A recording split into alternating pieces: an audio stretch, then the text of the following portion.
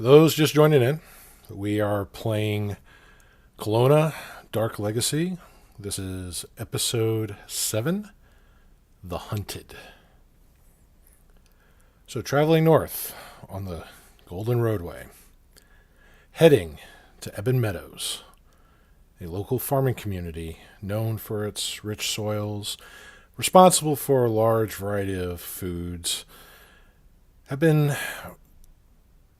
terrorized by something unknown that has been kidnapping both cattle and people. The villagers have been finding flayed bodies just hanging from trees. When soldiers have failed to find any of these strange occurrences, that is when the fearless landers were reached out for assistance. And that is when you took the task and began heading out to this community to lend them your aid. So, this community is going to be just a little over a day's travel north.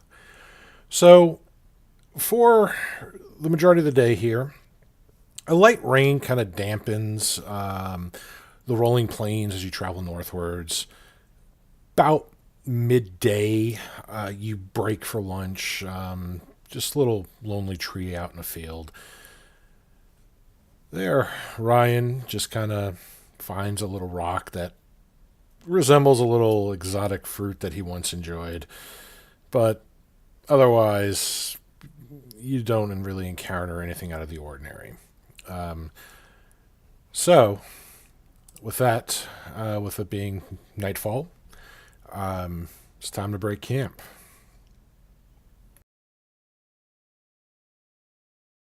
Now, I did send you. I know everybody looked at the long rests in the wilderness note that I put out.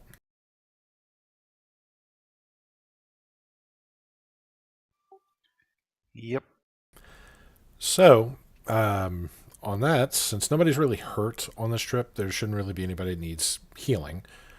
Now, the question is, are you going to go try to forage for food, or are you going to use some of your rations?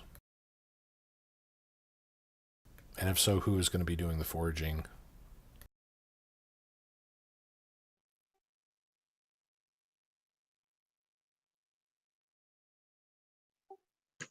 I'm not particularly good at foraging. So I think Aetherius is the only one who has The survival trained? yeah. Well, anybody can try to do it. It's just the trained people are required to give advantage on it. So, Well, Aetherius, we're all counting on you. it's like anybody can try to cook, but it takes Gordon Ramsay to kind of make you better. It's a shame we don't have anyone with the Outlander background. Yes, 'tis a shame.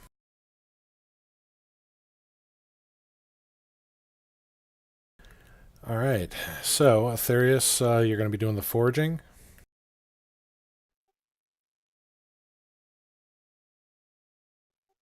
Don't forget your push to talk, buddy.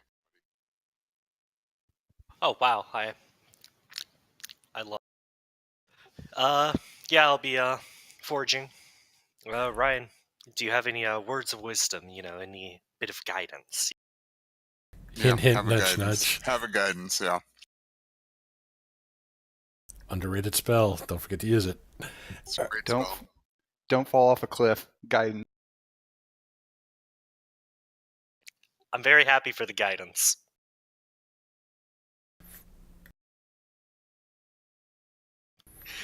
Okay. Harry, why did you curse me to be average? All right. Well, moving on with that.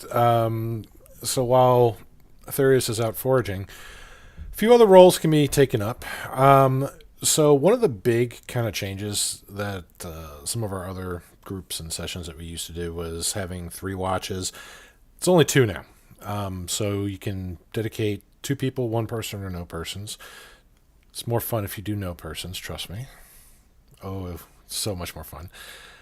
But you can have them on that, or you can try to hide your camp to lessen chances for encounters.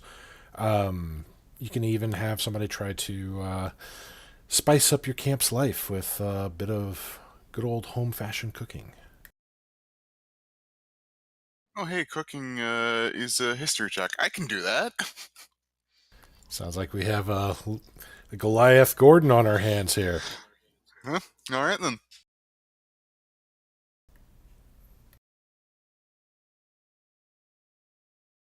Okay, and would anybody like to try to take part in the other areas of wilderness survival? Be it camouflaging your camp or taking watches. Here, you can take a watch. That's about.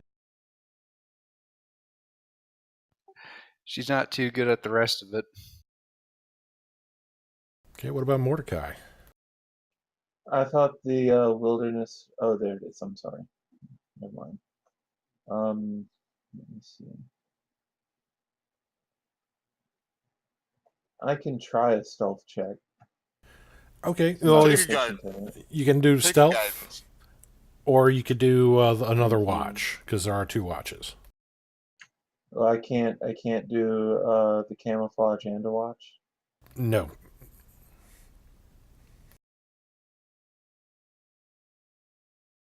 Uh, I'm not sure. My stealth is higher than my perception, but only by one. What do y'all think?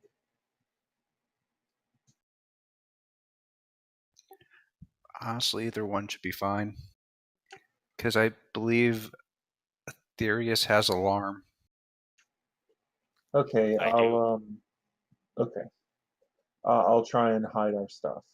All right, take a guidance. Thank you. A natural 20 Yes, you didn't need it. Okay.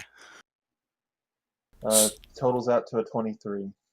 you're not sure how, but out in this rolling plains by a lone tree, somehow Mordecai has camouflaged your entire encampment, campfire included.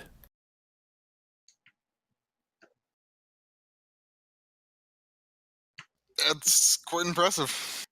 That should be good. Alien. Yes. I think he's cheating. We got to check his dice. His dice are loaded. Yeah, okay. Sure. Your digital dice are loaded, man. You're hacking. Hacker Man. God, I wish that movie was longer than 30 minutes. So, all right. Going over your results here. Well, actually, we need Ari. First off, is Ari taking the first watch or the final watch? You know, she's going to take the. She's going to take the final watch so she can watch the sunrise. Okay, make a perception check, please.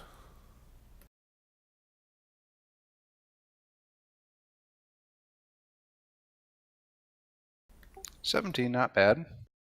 Very good perception. So, Aetherius, while spending the next few hours just going through the plains, trying to find rabbits, little bits of vegetation, maybe some rogue vegetables and berries and such, you don't really scavenge enough to really feed the group. You barely get enough to really feed one person. So one person can pretty much eat what you've found, while everybody else will have to rely on rations or other means for sustenance.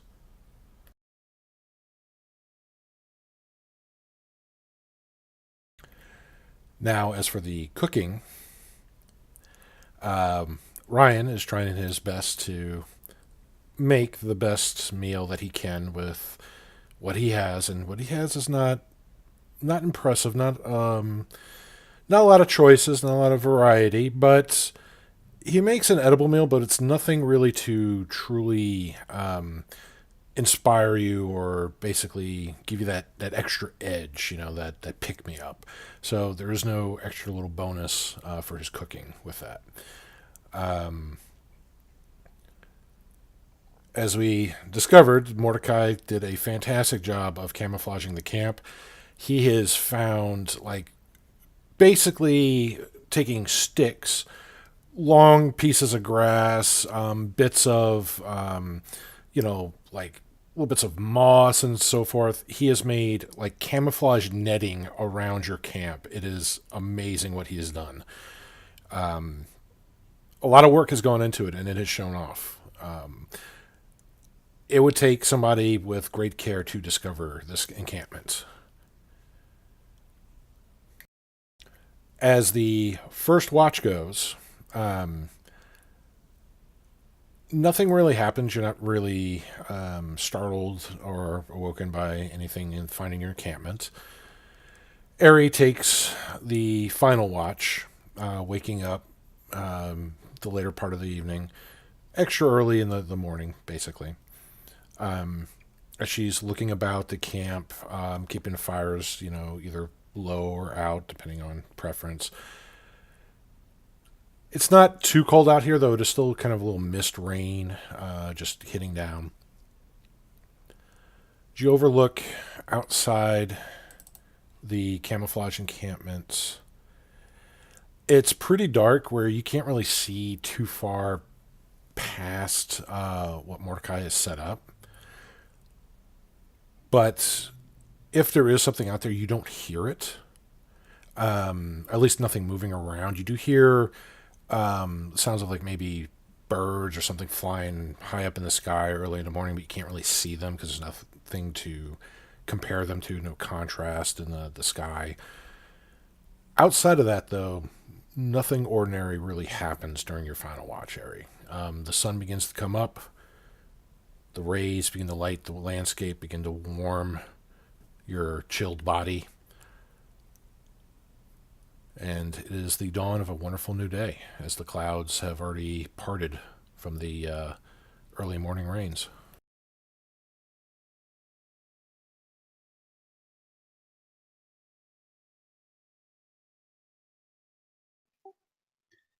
Well, Ari, gives thanks that she sees the sun again.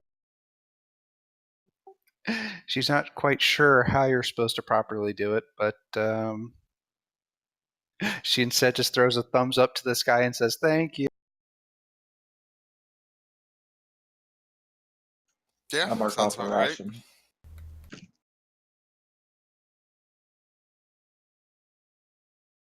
I will as well.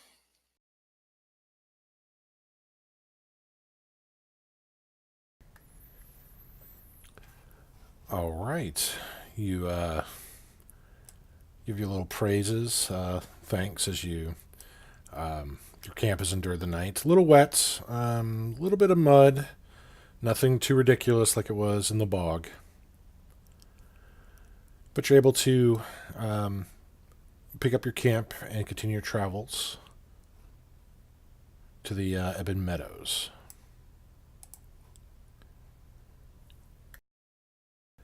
Now, as you're traveling, are you traveling at a fast pace, steady pace, or slow pace?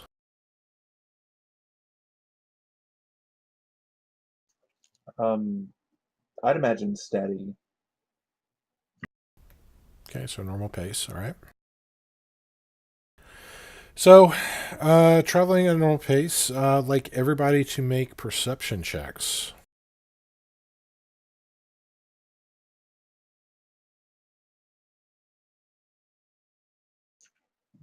Well, damn, 19. We're checking those 15? dice, Mordecai. Bad. Yeah, yeah. Okay, 12. All right, and Aetherius.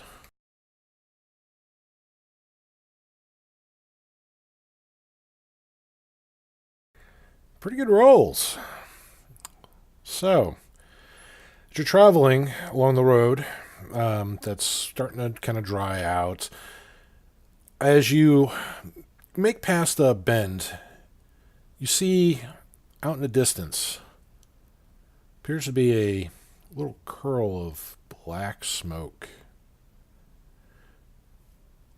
This smoke seems to originate towards your destination.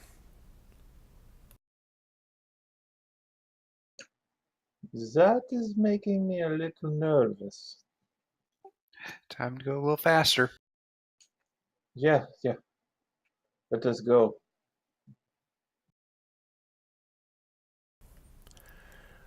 All right. So, picking up the pace, travel towards Ebon Meadows. And do have a little handout for you.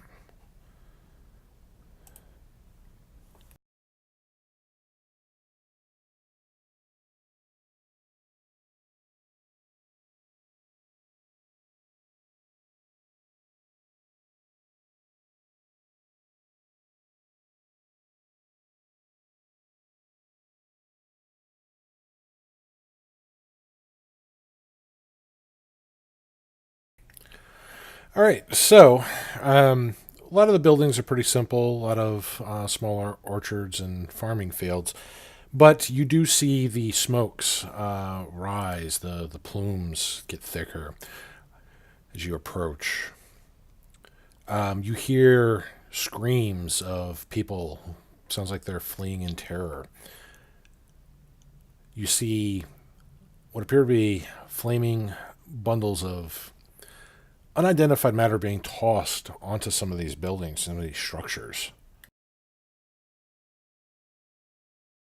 I'm loading up a map here.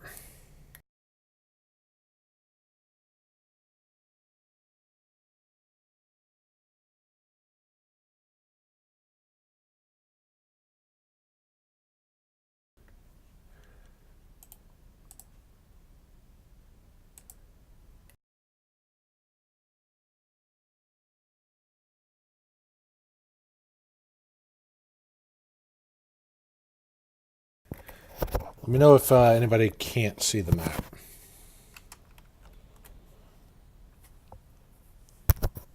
Anybody see it? I can see it. Yeah. I see it. All right. I do see something that you cannot see, which is your tokens are not on this map. Yeah, it's kind of important. Nah, not really. You don't need tokens. Our tokens are down at the Starbucks.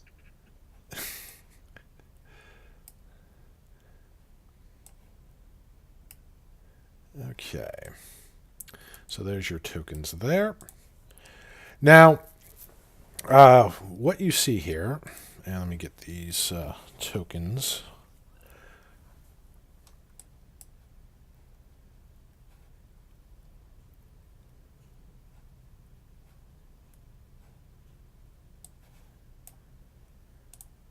Let's see.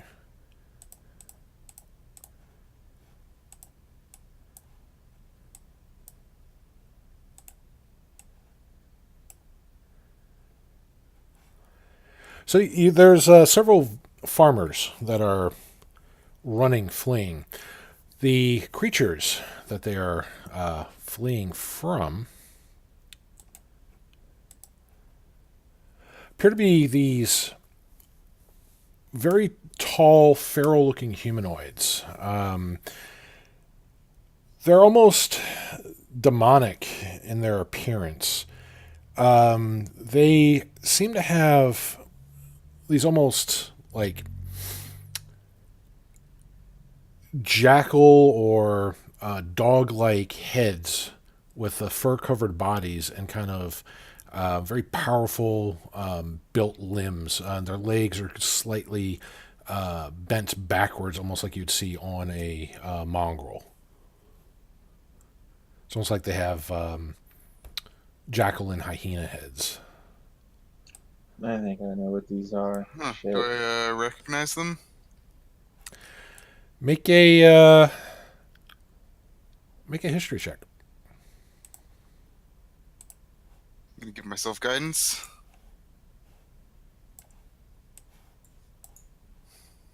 3, 4, 6, 7. I can do math. You do math. Apparently, I don't know much about dogs. Yeah, these creatures you're not quite familiar with. You've heard like stories of monsters like these, but then you've heard a lot of stories about monsters. All right, yeah.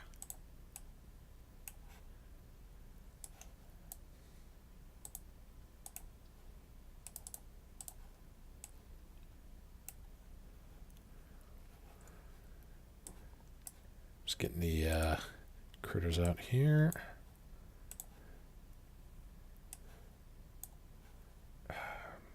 Where is it? Go.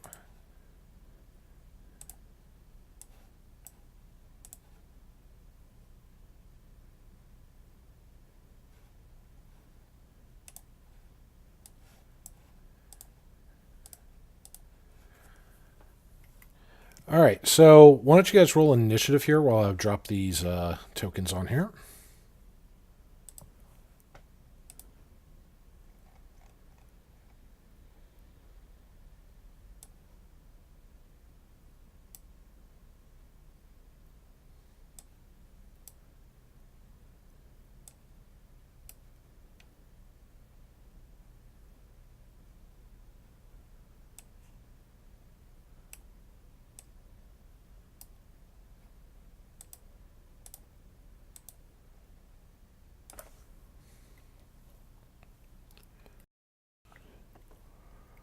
All right. God, Mordecai still at the high rolls. Oh my God. I don't know what's happening. I'm terrified. I mean, yeah, Deep, you really, really should be. My God. So, let's see. With that, we will start off with Aetherius. So this is going to be fun.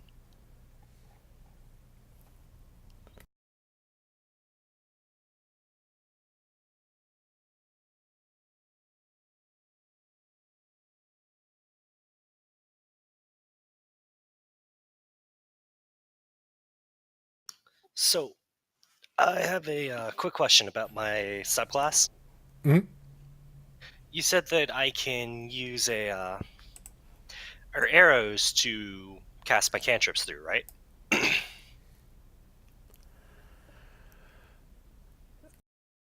The cantrips, yes. But anything other than that would have to go through the gun. Oh, that's more than fine. So I'm going to knock an arrow back and cast Firebolt through it and fire it at the knoll. How would you like me to do the roll for? Okay, so with that, it's going to be a ranged attack, as you would with an arrow.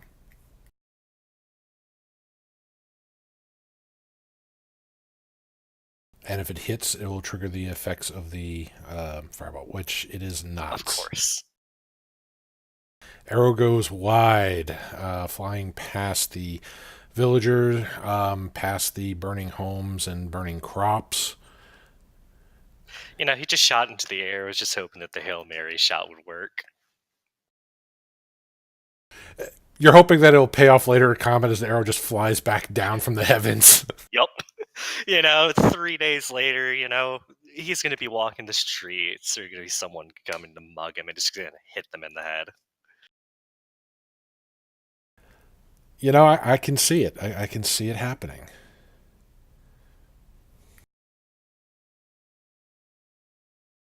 Well, that's my turn.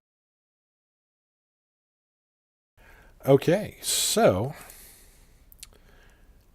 let's see this one right here. Let's make sure that tracker. There we go. All right. Get you on there we go.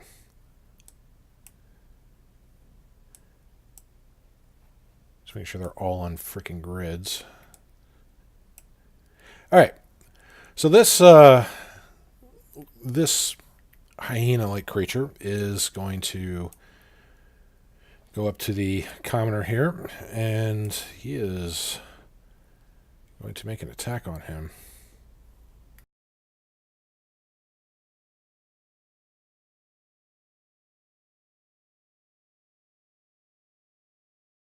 And he is going to hit.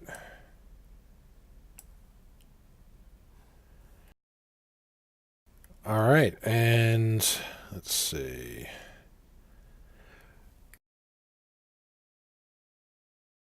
With that, you see him just grab the commoner. This screaming man, probably about mid-20s, just trying to flee from his life.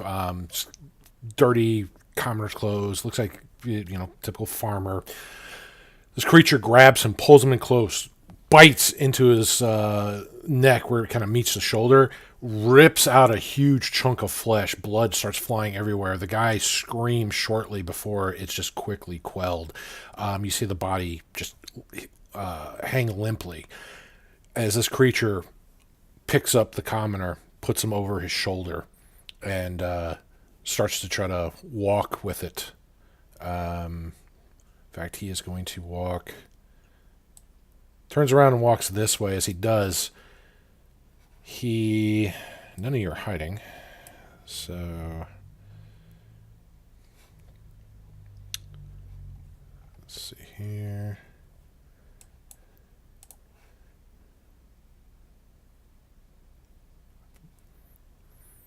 So, as he does, he kind of sees you four just standing there. Therius with the bow in his hand points and starts barking and yowling just really loudly. The other ones just kind of their heads turn towards your directions as he begins to run with the body this way. And that is going to end his turn.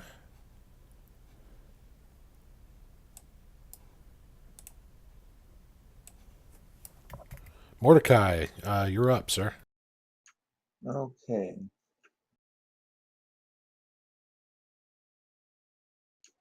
That should I should have a clear line of sight to him now, right?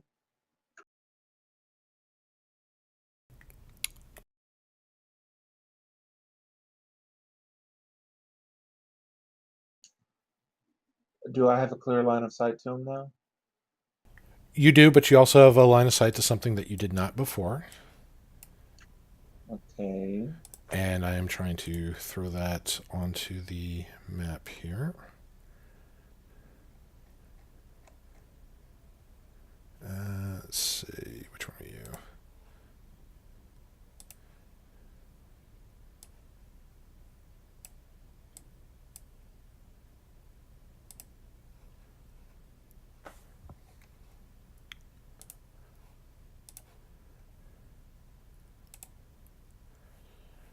Yeah, these things with their hidden is so much of a pain.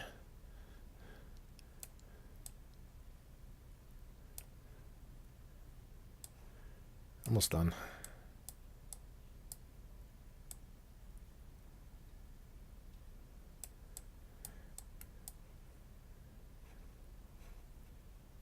And I'm looking for... where are you at, buddy? I'll just throw another one here because I can't find the other one.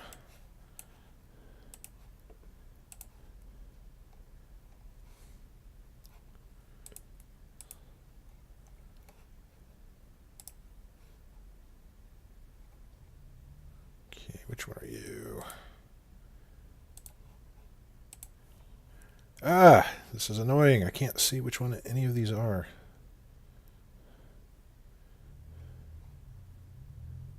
All right, I'm just going to start identifying like everything so I can just see what the hell they are.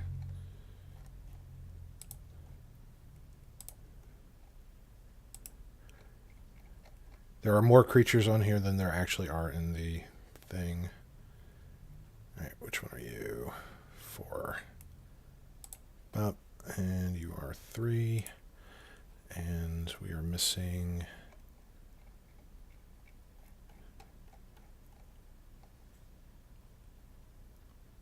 Here we go.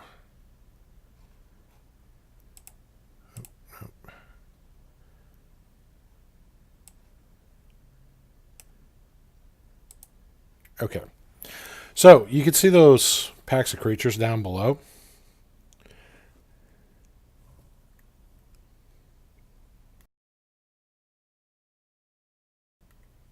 Mordecai will shout out behind him, "Zalma to the south."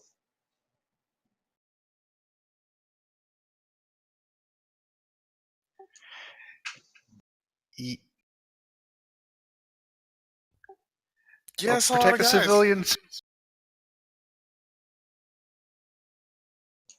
Mordecai is going to attack the knoll with the civilian using Ray of Frost. Okay, go ahead and make your roll.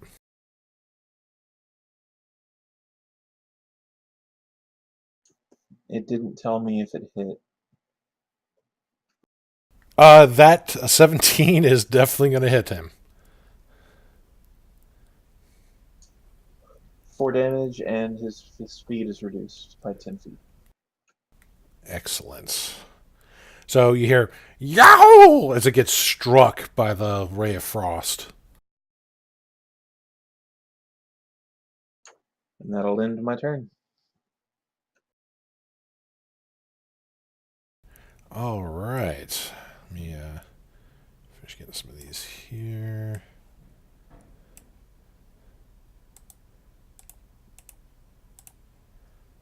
There we go. So next is going to be Ryan. It is your turn, sir.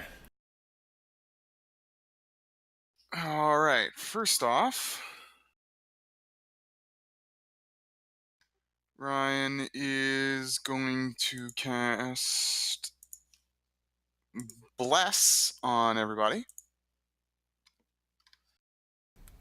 All right. Ooh.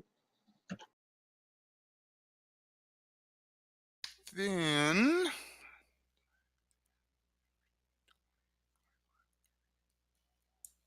he's going to move up here. And that's going to be my turn. All right. Let's see. Okay.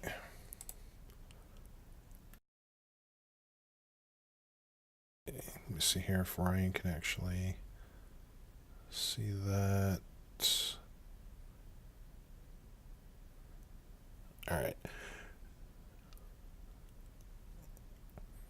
All right, so Area is your turn.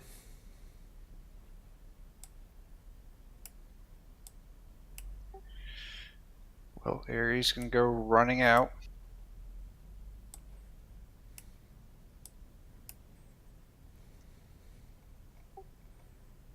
See a whole bunch of people, and then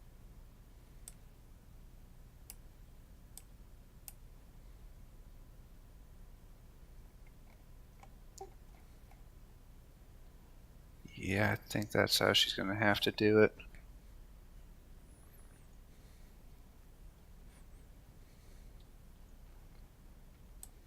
She's going to target Noel Witherling 3 and chuck her hand axe.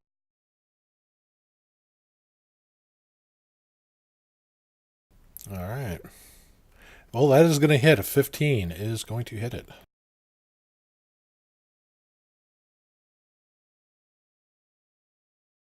Axe goes flying across the field.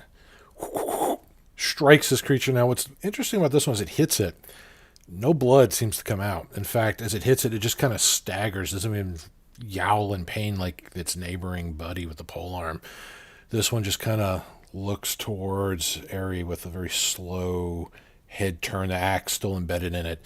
Its eyes just kind of faintly glowing. Cool. Let the people go! And Ares is going to throw the dart in her offhand.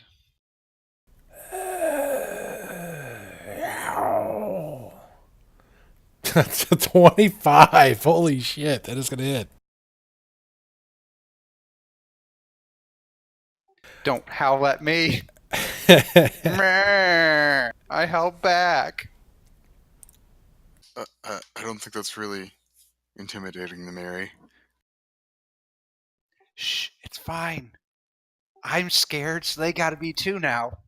Well, on the plus side, that dart, as it went through, it struck the same weakened part of the skull that the axe struck. And with that, it kind of collapsed the bone.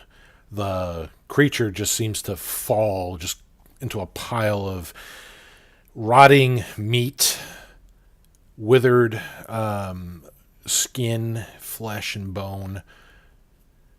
Does not appear to be moving, nor do you see the glowing eyes anymore.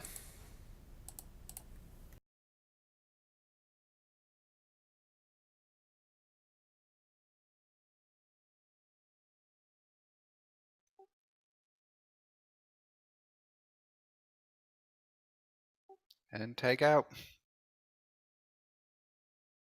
Oh no. Let's see. So that'd be you.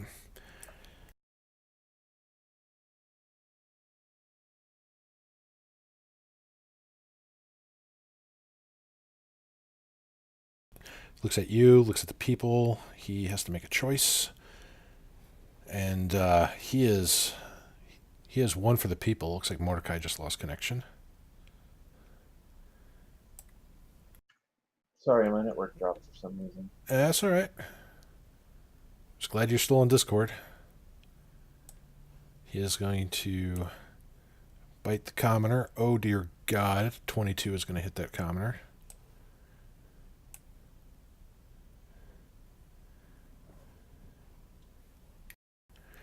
All right. So the poor commoner there. Let's see. That should have done. That didn't calculate the damage right. All right. So this commoner also gets his throat torn out as this creature just leaps upon him. The commoner just screaming as he's flailing, trying to prevent this creature from taking him. And, well, the jaws snap down. The screaming gets real high-pitched and then stops. Presumably because the creature probably just tore out his vocal cords. And with a bloodied mouth and fur, just picks up the body and starts running. Cool.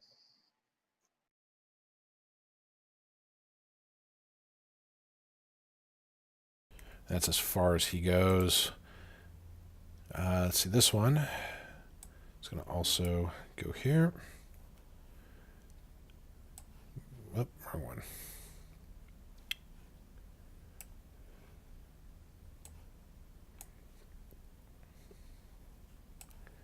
And see if this is glitched out like the other one. Yeah, it is. I don't know why. All right. So, he also tackles this commoner who's knocked down face first and is trying to crawl away, screaming, "No, no, no!" as this thing just starts tearing into him through its back, just ripping in claw after claw, and the screaming stops as he picks up the body.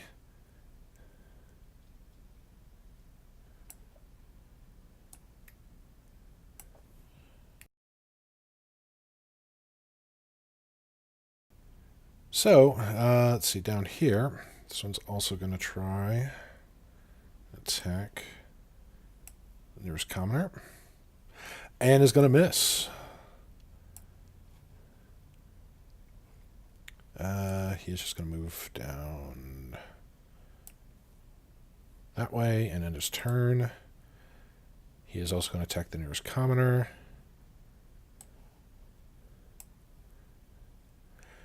And hit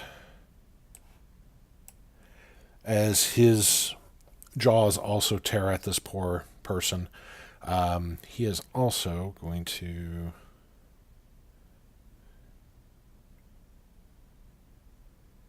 run up this way with the body. Body just carried over one shoulder. Now this creature has got the same glowing eyes that you saw before. So he starts kind of shambling, but the shambles start to turn into a full-out run as it goes on all fours, just charging towards you.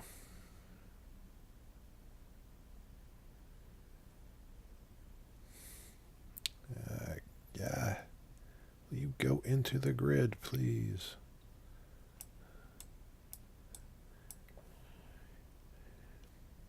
In fact, you know what? He is going to double move because he doesn't care.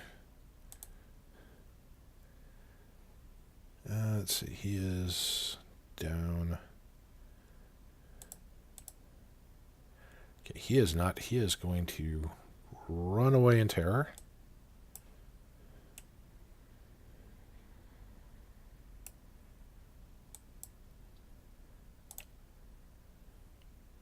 And this one is down. He is still up. He is going to try to flee. And this creature will get an attack on him as he does so.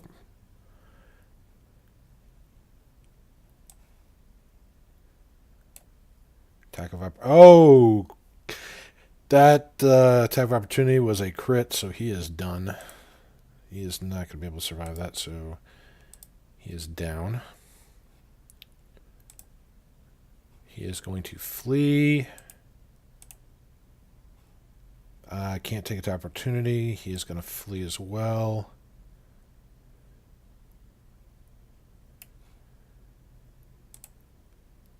And let's see, which one are you? You're down. All right, back up to Therius. All right, let's see.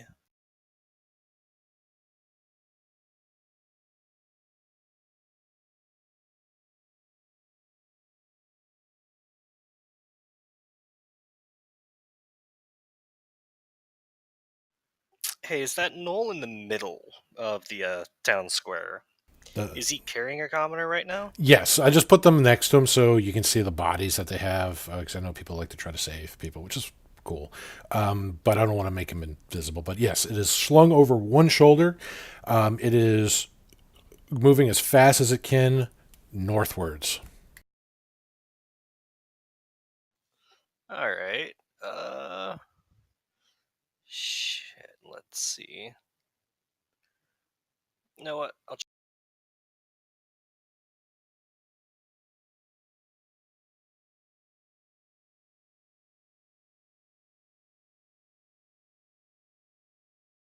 And this time, I'm gonna fire an arrow with poison spray.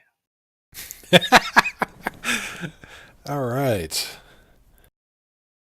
Well, that is going to hit. All right. So, do I roll the damage of the arrow and then the damage of the poison spray, or do I just get poison spray? It's going to be the poison spray effect. That's what kind of takes precedence over the ammunition type. Okay.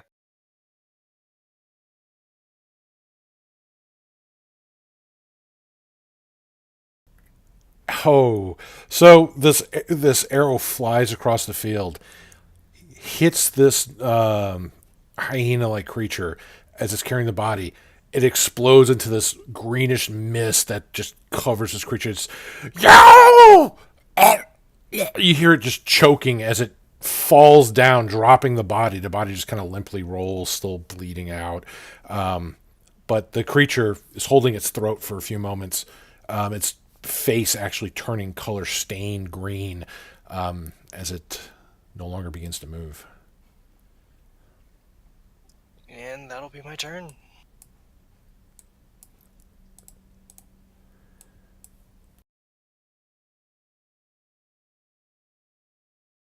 All right, so where are you at?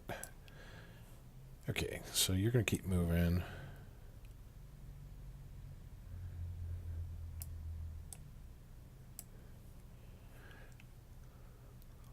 And he is going to actually be technically off the map here.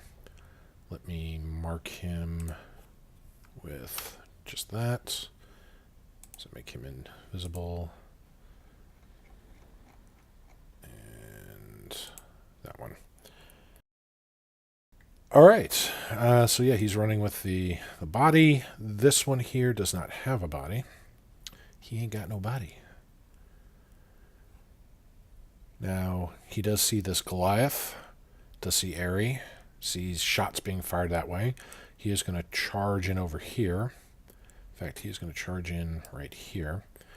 And he is going to make an attack with a glaive on Ryan. All right. And he is going to miss wholeheartedly with a modified 6. It's gonna bounce right off his shield. Twang! No! That ends his turn. Mordecai, you're up. Okay. So polearm one guy ran off. Yeah, he ran up somewhere to the north. His speed was reduced by 10. Would he still be on the map? No, because he's double moving. Well, It only kills 20 feet of movement. all right. Let's try and get one of these guys off of Ryan and Airy. So the Withering Knoll. Yes. Mordecai is going to point his staff toward it, and then massive swaths of lightning shoot out and arc out across to the Withering Knoll. All right.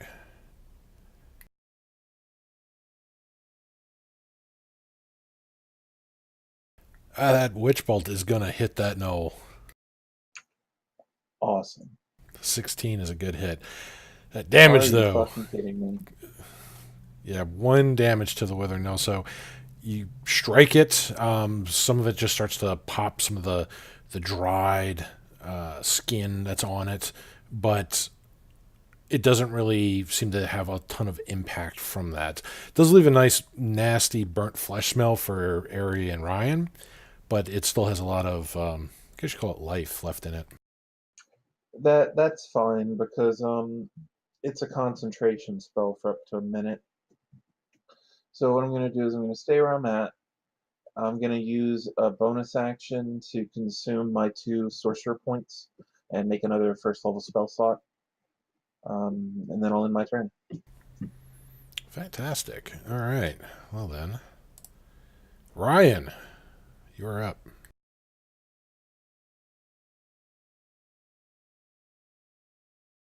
All right. I think Ryan is going to. He's gonna take a swing at the withering knoll in front of him.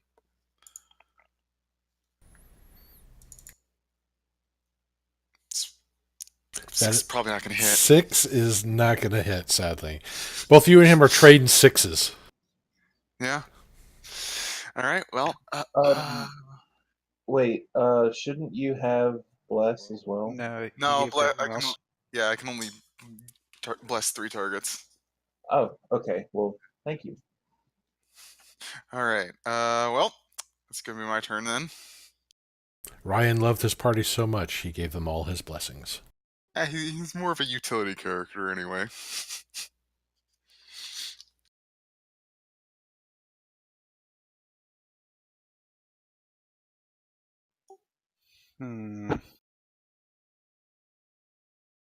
Ari, you hear more sounds from the north. Sounds like another yowling and barking of words or commands. Larry's going to move 10 feet here. Perfect. Ari, as you move there, there is another hyena creature with a bow readied, and he lets go of the bow as you come in range.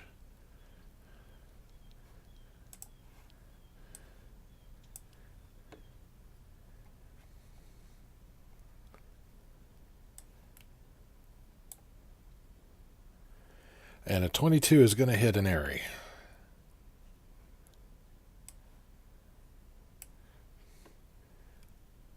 For 5 points of damage, the arrow just lodges right into your shoulder. I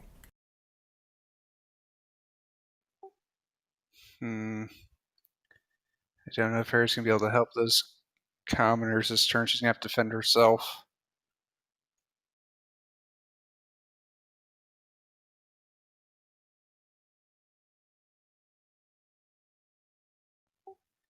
Yeah, she'll draw a scimitar out and then go to town on this one.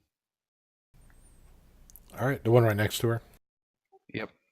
All right. Let's start making some chunky salsa. And 21. Ooh, let's see what kind of salsa you make.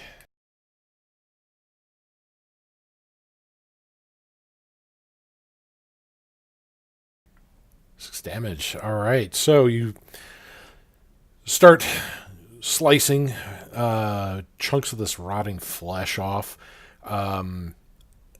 As you do, again, you see no blood come from this creature. And the smell of rot just gets stronger as you cut deeper into it.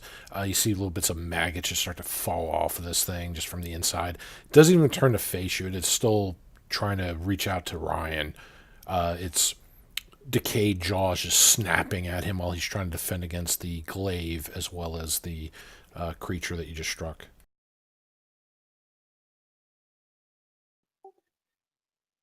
Well, then Ares going to take another swing. That 24 is going to hit. Second swing. That, while the first one didn't get his attention, the second one did, as his head is completely cleaved from his body from that scimitar swipe. It crumples at Ryan's feet. The 2 warriors left, the glaive-wielding hyena man and Ryan, square off. Well, now that Ares cleared off one of the attacks of opportunity she's going to provoke here. Okay. She's going to be where Commoner 4 is. So much for my Witch Bolt. And Ari gets to see some more things. Yeah, Witch Bolt's not really that great of a spell. Sorry, man. So further down this path here, you see what looks to be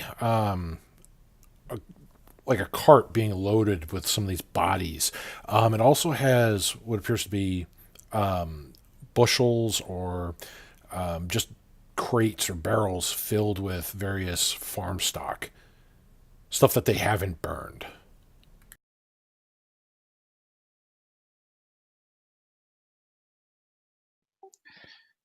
Does it look like they're trying to get away with it? Well, I mean, they're loading up a wagon pretty quickly.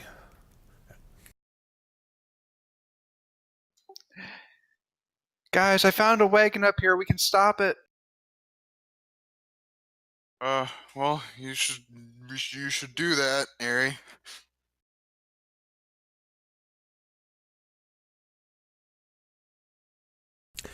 You hear a voice from one of the ones up ahead. Yo! Kill the ugly one!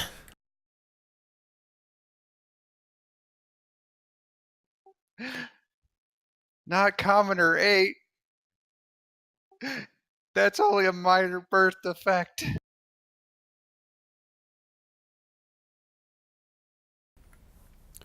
All right, so that Wow. ends your turn.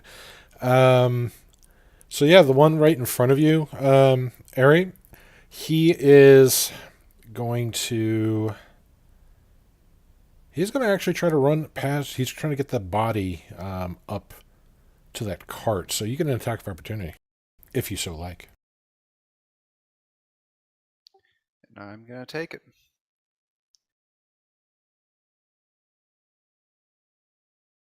That will be a hit. Roll your damage. And as he tries runs, to run. he tries to run, and you cut him down in his prime. He drops the body, as his body also drops with it.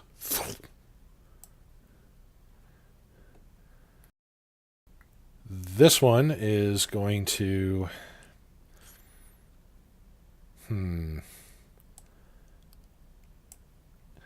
He's going to take the body as part of his action here. He is going to try desperately to hit you.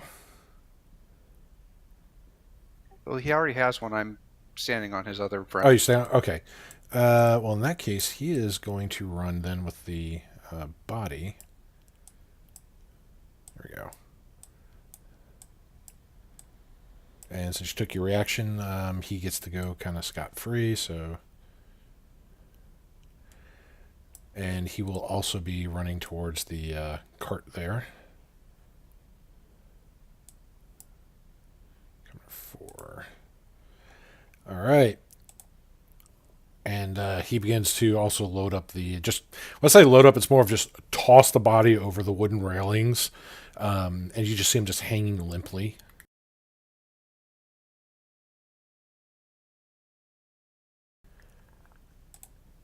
And let's see, where's this one at? He's down here. Okay, so he is going to try to get another commoner.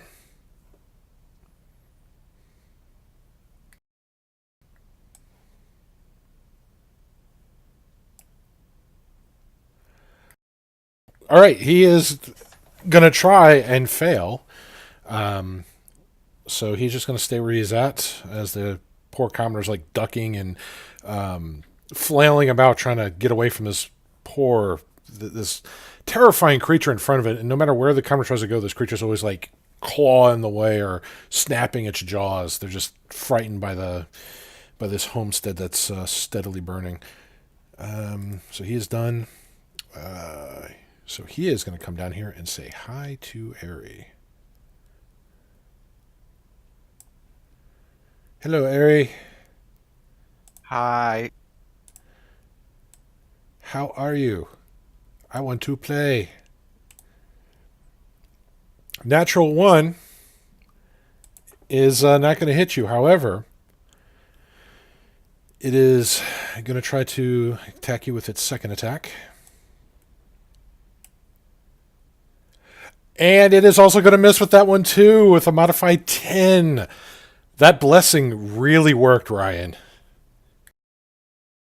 So, Nice. claw, just swinging at Ari. She's chopping fingers and blocking with her scimitars as best as she can. But she does not get struck. Let's see, he is just out.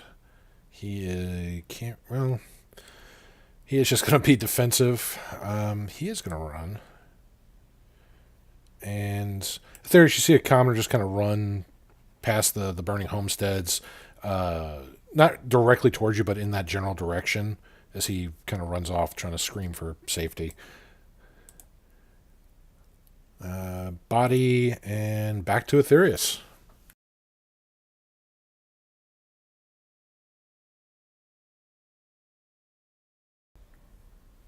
All right, Aetherius, what would you like to do?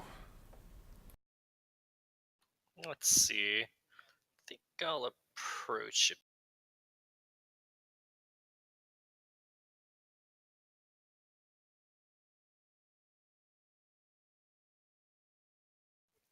Gonna go to here. And I'm gonna help with the knoll that has the...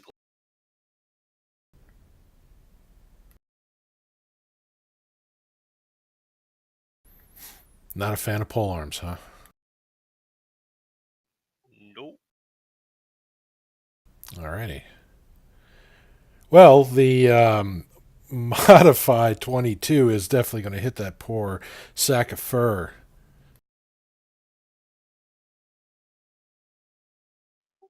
Ooh. Oof. You These did damage it. rolls. You did it. Yeah, so yeah, you hit him. It's poisoned, but it wasn't as potent as the other one was. It's kind of coughs a little bit, and it's still holding its glaive menacingly towards Ryan and your general direction. Well, that's my turn. Oh, hey! Look whose turn it is. He is going to move up here. In fact, no, he is going to move... Ooh. Yeah, no, he's going to move up here. And he is going to try to hit Ryan. Emphasizing the word try, not hard enough. Modified 8, completely misses Ryan. Ryan is just being OP with that shield today. Yeah. Another twang as the glaive comes hammering down. Creature looks visibly frustrated as it can't seem to penetrate your one shield. Though, granted, your one shield probably is the size of most halflings, so that may be a Yeah, thing. it's probably pretty big. We'll go with that as Mordecai. It is your turn.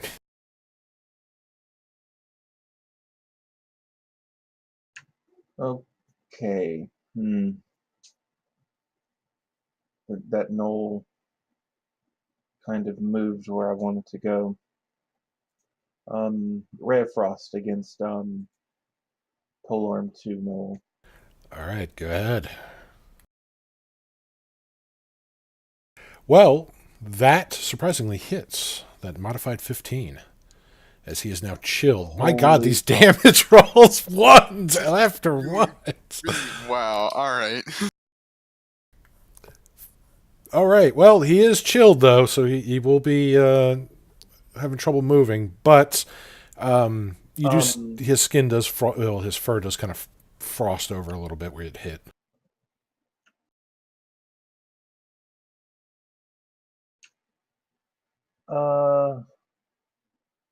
I'm gonna move up a bit.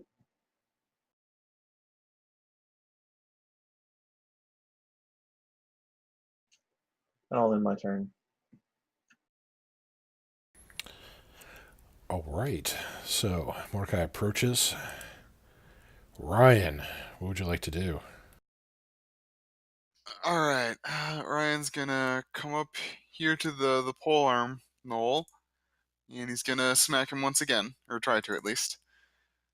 Hey, it's 17. All right. Well, that does hit. Let me make sure you're targeting him.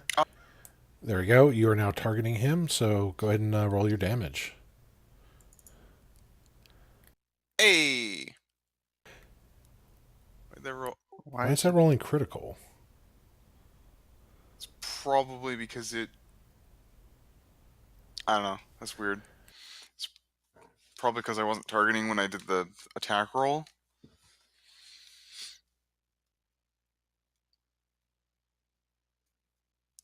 I mean, but anyway, I still think that's the most damage we've done on a single roll. No, I got poison spray. Other than it, oh yeah, that. All right. Well, so with that 4 damage, that's going to be Ryan's turn. All right, well, you do smack him, and it does knock a little bit of a fang flying across the field here. Could have been a blood just sprays out as you strike it. All right, so that he is going to...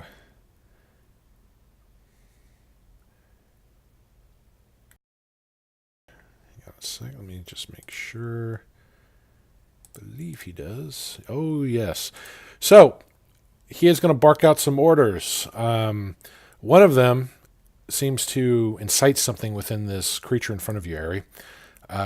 So much so that the eyes just kind of flare up, and with that, it is going to make an attack against you.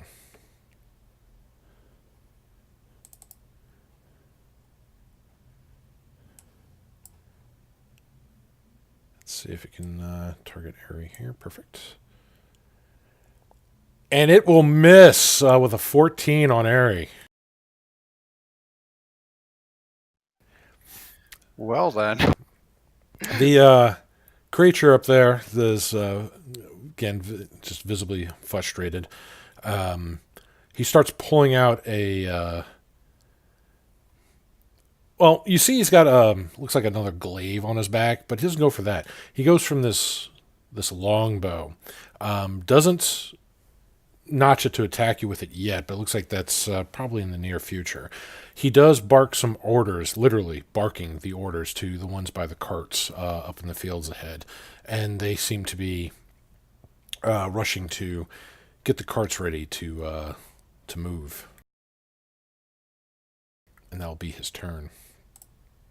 Now, the other one who does have his bow ready is going to, let's see. If he moves here. Yeah. So he's going to make 2 attacks with his bow, one against Ari and one against Ryan. So Ari, he misses with a modified 10. God damn, Ari, you lucky. Ooh. Ryan, let's see if that shield holds you. Shield failed you as he struck with an 18 on you. Ryan, just barely. he deals 8 points of damage, and you manage to keep your concentration on your spell. That's good. That will end his turn. So yeah, arrows are starting to fly here, and they hurt. Ari, what'd you like to do? Now here comes the $1 million question. Did he burn his reaction to swing at me, or did he not? I'm going to gamble he did, and I'm going to run around him to go for the big guy. All right. Well, it does not take an opportunity attack against you. Well, I But missed her. Where did you move at? I moved around to the left side of him.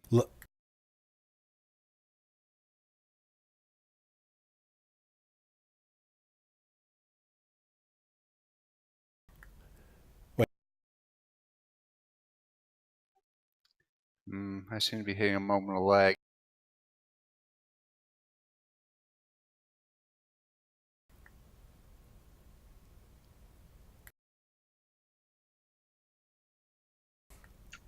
You would be Were you saying something? you would be leaving the pole arms reach. Oh, I would be, yeah. Do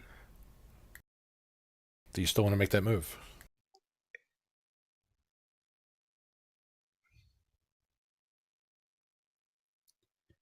Yeah, Ari's going to make the move. Ari's going to do it. All right. So with that, glaive on Ari swings wildly overhead and misses with a modified 9. Well, he was swinging at Commoner 1, but I'll take.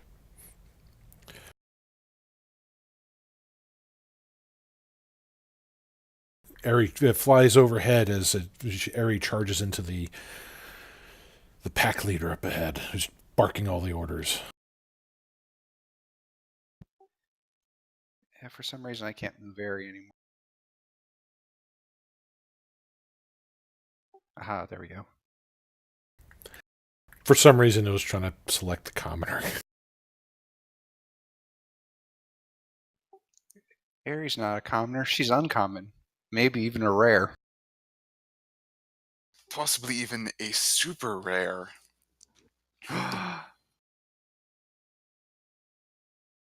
I think a 27 is going to hit.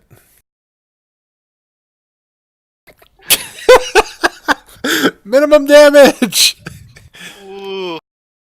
Woo! Minimum damage! Minimum damage! 5 whole points. 5 whole points. That's why we got 2 weapons. But the second one, 18, does hit. Minimum damage again! Minimum damage! All right. Well, this, yeah. So another 5 points of damage. So you're just kind of making these light cuts into him, nothing real deep or threatening yet. Does howl with him, just yow! Ari's going to drop her weapons and draw her great axe. Because I got a feeling next round I'm going to need to bonus action heal. Fair enough. Does everyone want to do anything else? Nope. All right. So, which one are you? You're the one down here. You're the one that just can't hit a fucking commoner. All right. Well, let's see how this goes. Since he's defensive, does hit him. Dropped the 19 though, but Poor Commoner 5. he lasted as long as he could, and that should yeah. All right. So he does go down, and with that, he is going to. Actually, let me.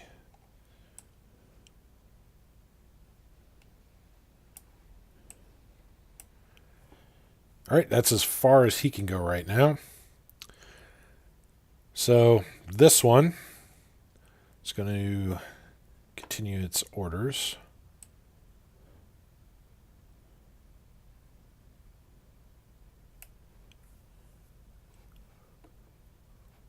And it will. Oh, hi! How are you? Well, he wants to ask you a question. He does hit with chomping into you with those rotted teeth. Does 5 damage to you.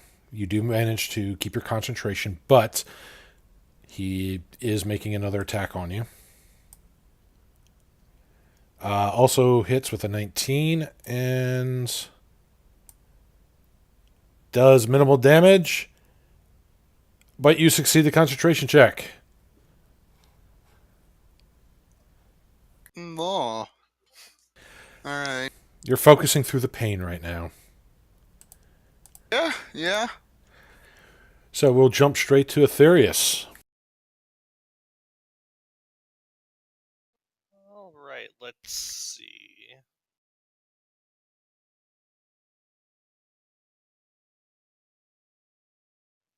Do I want to go for it? Do I have balls? You don't want Aerie to have bigger balls than you. You don't want that on so many levels. Well, listen, I do have about 110 balls in my bag, alright? True, but are they bigger? Is the question. Quantity over size.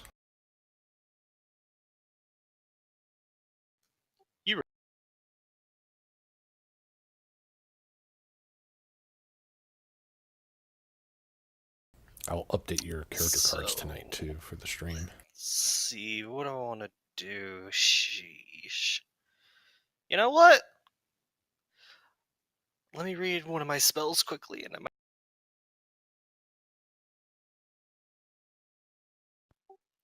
Which one did you have in mind? Burning Hands. Ooh. You would set a commoner on fire at best. Yep. He's already dead. Acceptable casualties. Oh, he's already dead. Light away. Is he?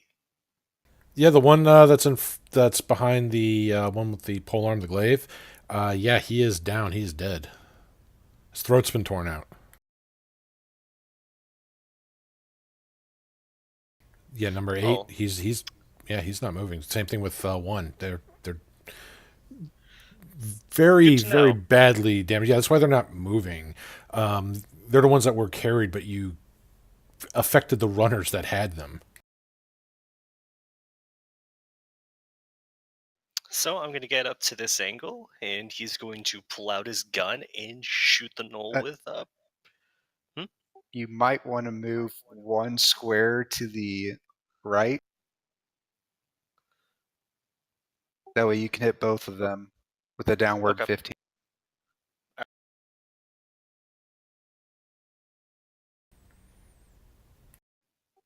I might need to take a step up, actually. All right. Actually, yeah. Okay, so I'm going to just normal cast Burning Hands. All right. So just holding onto your gun, throwing out your hand, you Begin casting the spell.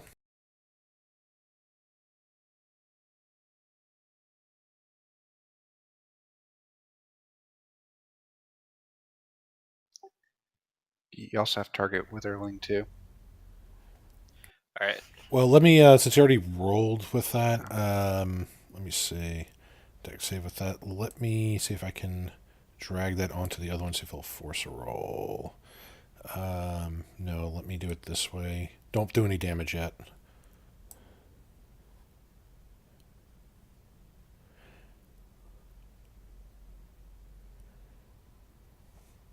All right, so also untarget the first one. I don't know if it'll work that way. I'm gonna have to just roll it manually because it's not auto rolling for it. Target him and roll your damage, and it's dex save. The Witherling? Yeah, since you're hitting them both because you didn't target the other one, so just do that for the damage. And he failed it, so he's going to take full goat. The other one did succeed on it. Yeah, so it still counted a good. All right, just what we wanted. So the other one took half. The other one took full 10. So the one with the glaive is yowling pretty hard.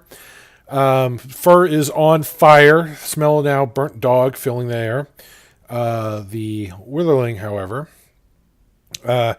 he is also still kicking, taking that full 10. The rotted flesh now, the burnt rotting flesh now filling the air as well as burnt dog hair. Ryan, you are welcome to a whole new world of smells today. Oh joy. Yes, you've discovered some new combinations of smells.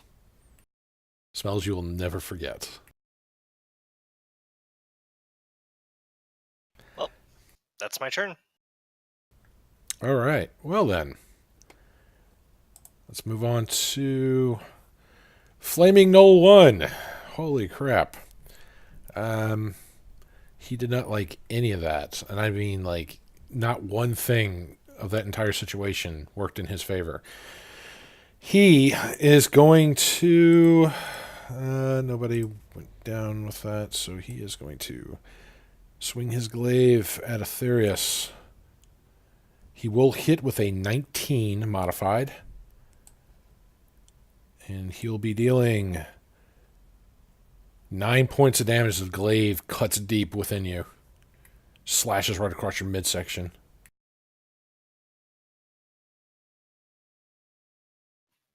Ooh. But that will end his turn as Mordecai. There's lots of action in front of you, sir. Yeah, I see that. How messed up do the polearm gnome and the withering knoll look? Pretty badly for both. I mean, they are on fire. They have taken some licks physically. So, All right, I'll do ray of frost at the polearm knoll. okay. Fire and ice combination yet again. Modified 15 is going to hit him. Go ahead and roll your damage for the Ray of Frost. That's better.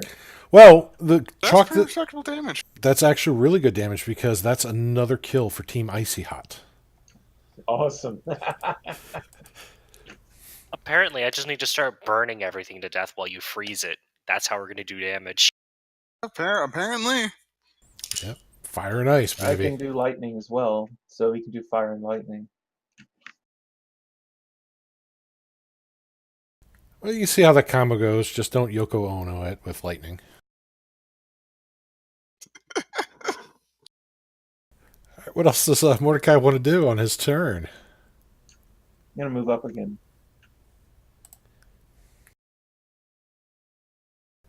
All right. All right, I think we're gonna take a swing at the Kobold Witherling. Is a 10 gonna hit him?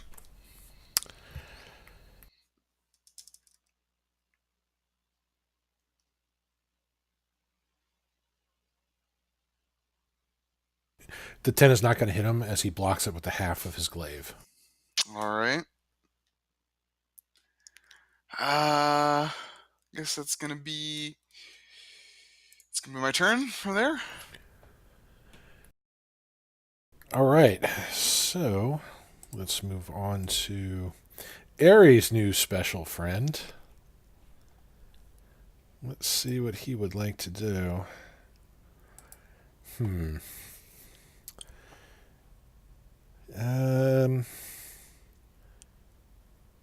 Can't do that. That wouldn't work for that.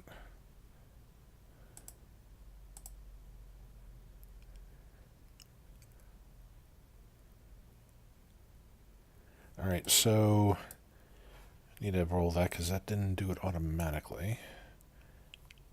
Okay, and so he is going to drop his bow and pull out his glaive on his back. And he's going to make a swing at you, Ari. Gah! Modified 11 misses Ari.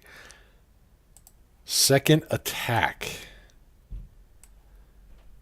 Man, these rolls are can't hit. Well, okay, now this one hit Ari. 22 will hit Ari. Yep. For 12 points of damage as the glaive not only cuts across your midsection, but he kind of twirls it, kind of making the gash deeper. That kind of hurts. You will die, ugly one, and I will personally feast on the marrow of your bones.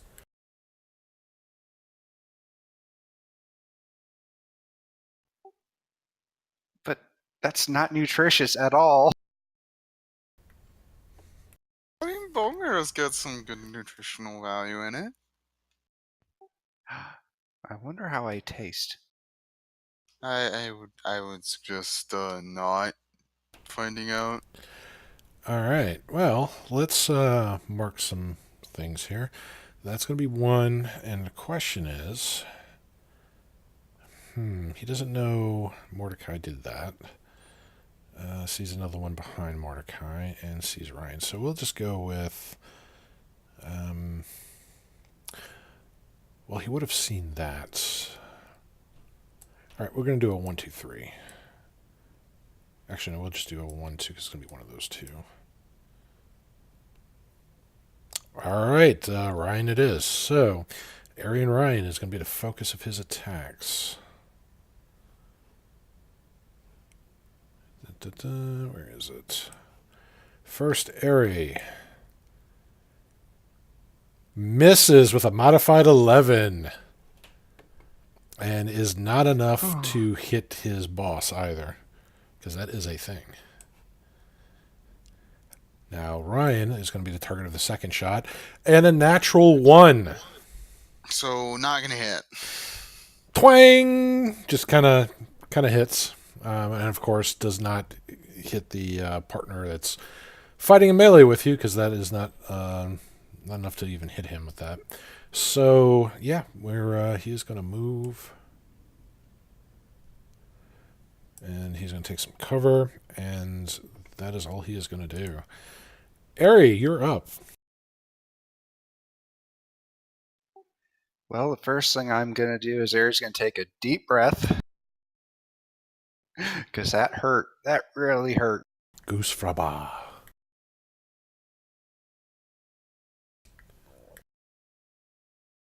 Ari gets her second wind, starts to kind of fight through the pain. She's going to swing around trying to use the boss dude over here as cover.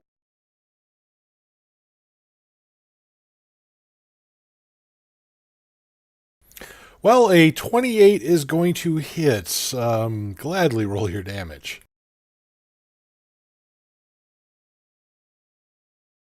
Okay, not a 1. 7 damage. Cutting into him again. He starts howling, but the wounds aren't going as deep as you hoped. As you're cutting into him, he has minor bits of like fur armor on him. and it's hard to determine some of them with his natural fur, so they kind of blend in a bit. And you are cutting into some of him because you do see the bleed, but some of it is being caught by the armor. I should have tried to take his polearm. That'll end my turn. All right. Let's see. All right, can he do it? Can he make it? And just need to move this here. So close. So close. All right, I just need to move that off to the side so I can select him. That is literally the end of his double move. Right there. And Ari, you can see the wagons are getting ready to get moved. They're already got they're in the seating positions. They're getting ready to take off. Hurry, everybody, hurry! All right, and this one here is going to continue to try to eat Ryan's face. Such a lovely, yummy face.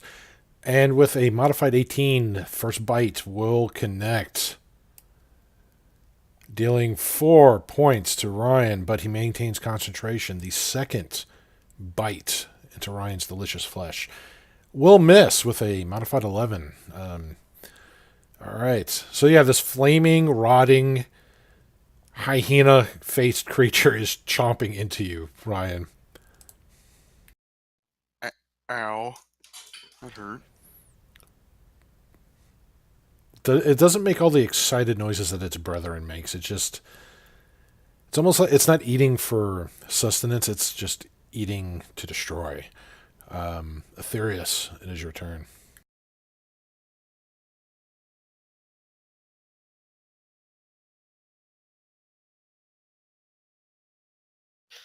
So, let's see.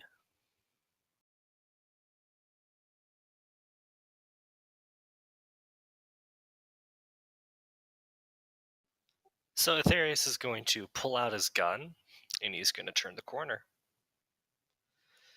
And what was the range on the musket pistol? 20, I believe. Hang on. I do have that chart here. Musket pistol is 2060. Loading and light properties. 1d6 piercing. And then we're just going to stand on the corpse even more. And he's just going to hold it up Squish. and shoot at the back of the head of the gnoll to cast Chromatic Orb. Oh, all right. Oh! Ah! Can I give you advantage? If you want to use your inspiration for it, you most certainly can. As Ares weaving in and out, it's going to take another moment for Aetherius to reconsider that. All right, go ahead and re-roll your attack on him. That 25 is going to hit.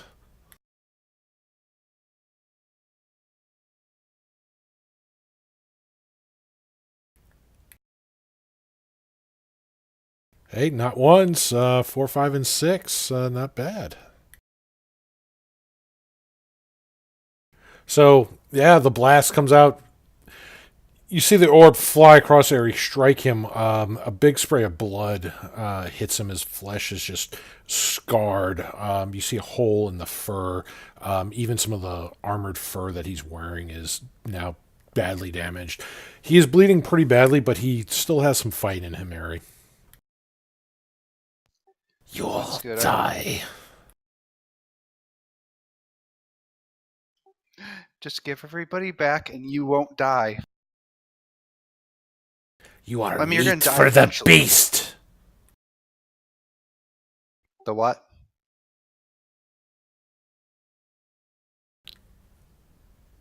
You heard him? I know, that's what her response is. The what? Aetherius, does that end your turn? Yup. All right, Mordecai. All right. All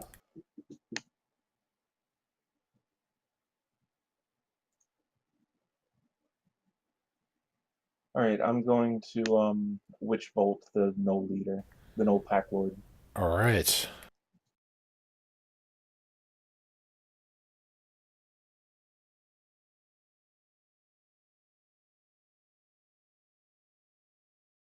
I think a 27 is going to hit. 7 lightning damage. Lightning streaks across the field, hits him in the back. His body arches a bit, Ari, as it hits him. He kind of staggers a bit. You see him breathing very heavily, just trying to. He's still holding onto his glaive, still looks at you with these bloodlust in his eyes. Mordecai's going to dash across to the other side. All right, Mordecai dashes on to the other side. That'll be it. All right, Ryan.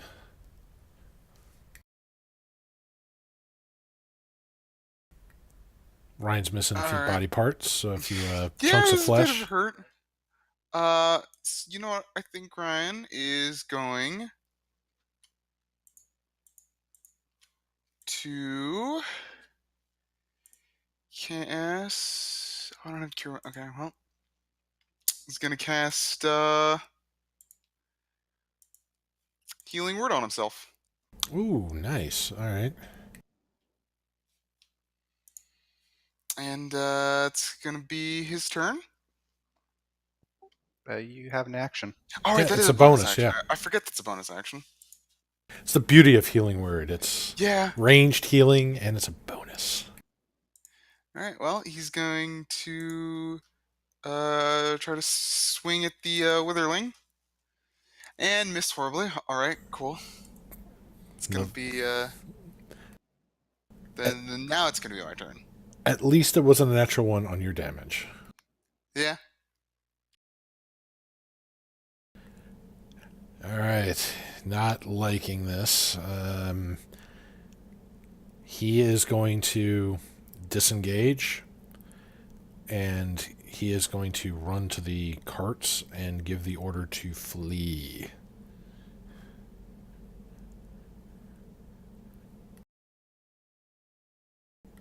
So, Is he on the cart?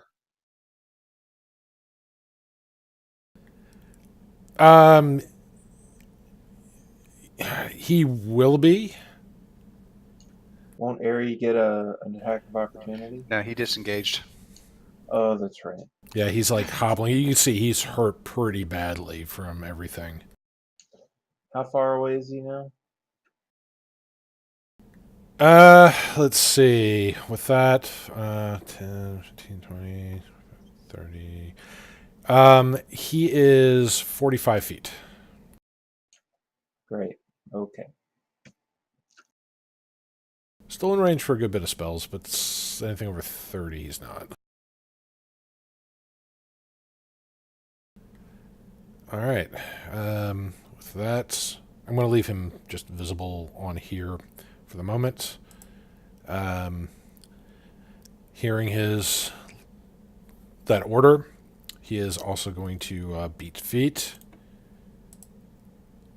and he will be 40 feet away from the rest of you as he's behind his pack leader.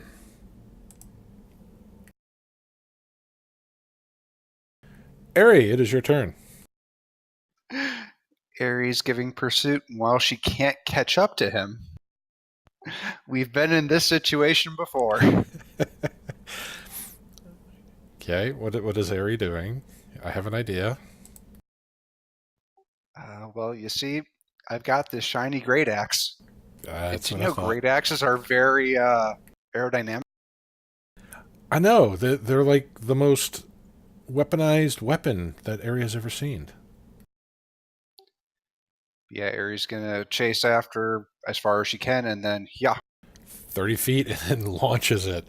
That 26 is going to hit. Roll your damage. I hope this kills him. Otherwise, he's making off with my great axe. That would be the biggest FU. Oh, and with that, the great axe cleaves into him. It splits the back of his skull wide open, as well as the large part of his back. He falls face first as the other gnolls begin to move out.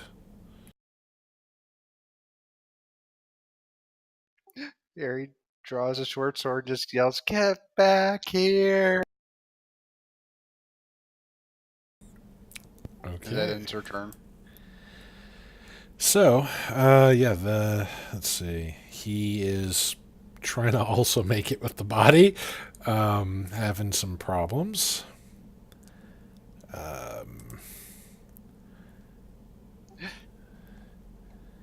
Is he going around me?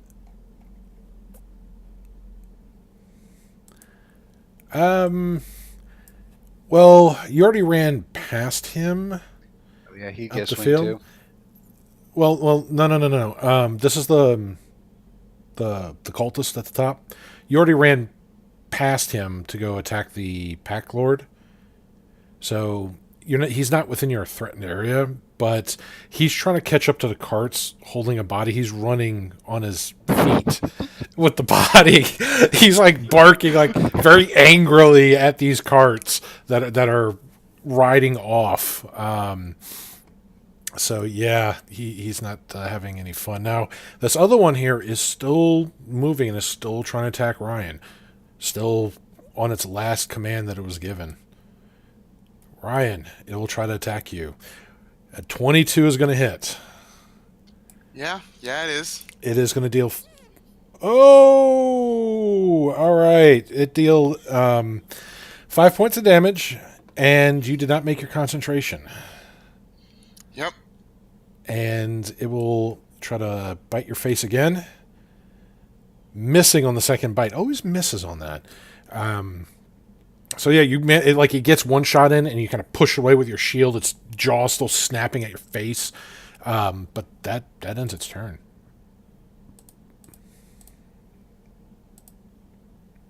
Oop, Therius, it's your turn, sir. So, Ari, do you have the cultist handled? You mean the one that's running off into the sunset? Yeah. You're right. I'll pull out my bow and shoot at that cultist. Okay, this is why I leave the token on there.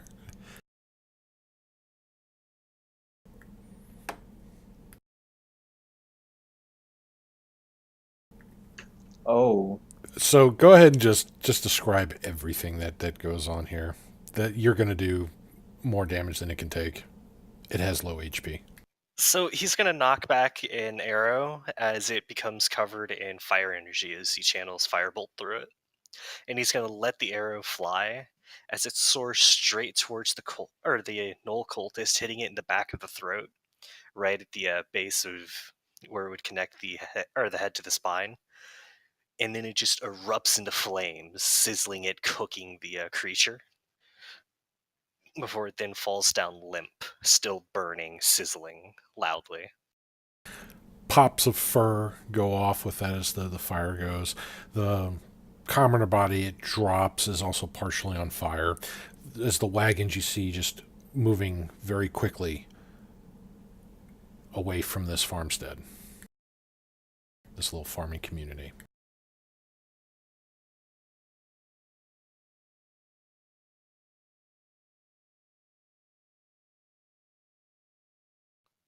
And that's my turn. All right. Let's see.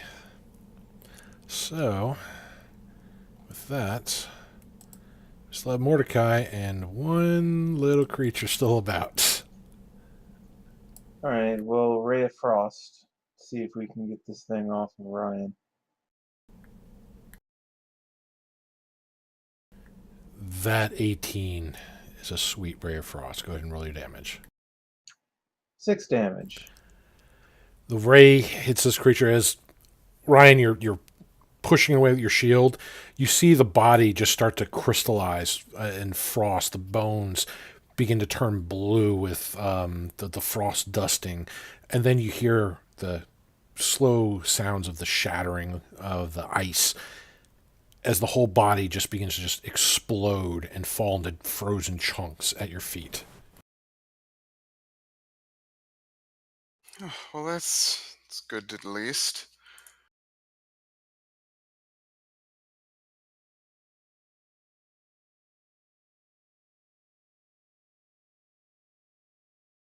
All right. Well, a lot of the homes are still been burning. A lot of the fire has spread to the point that unless there's a good bit of like high level magic or other abilities that could summon lots of water really quickly, these homes and some of these crops are not going to be salvageable at this point.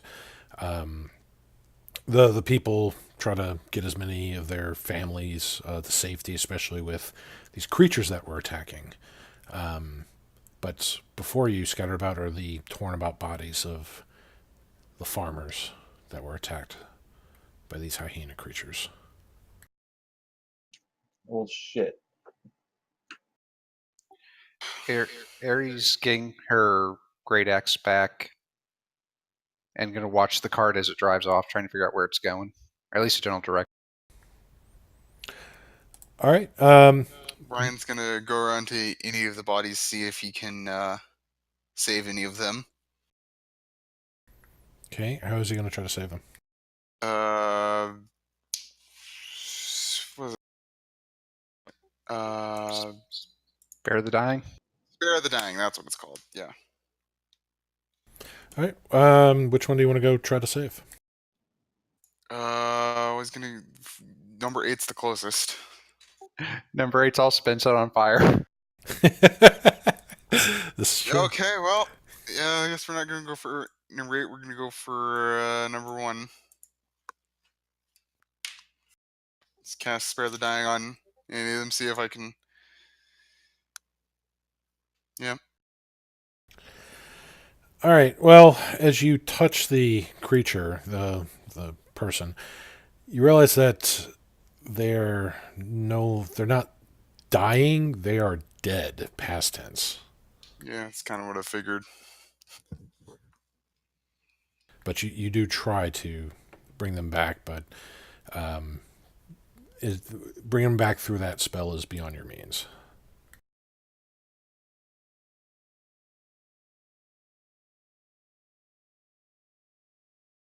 Now, Ari, you wanted to see where the carts were going. As you're watching them ride off into some of the more the regions gradually gets a little more forested, heading to some hills, and eventually there's even mountains. Make a perception check.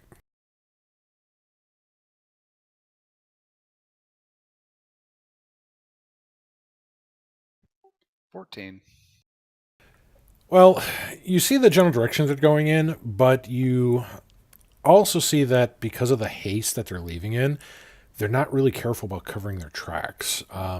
You can see, and with the weight of what they're carrying with that and the recent rains, you got a trail that you could follow.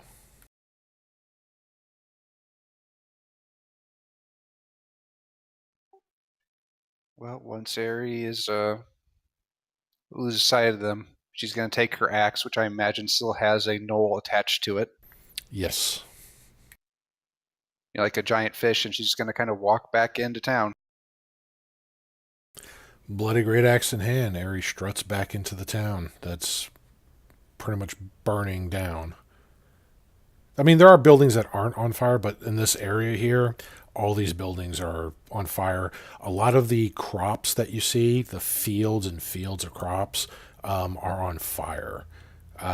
This would have been a huge harvest. In fact, make an intelligence check.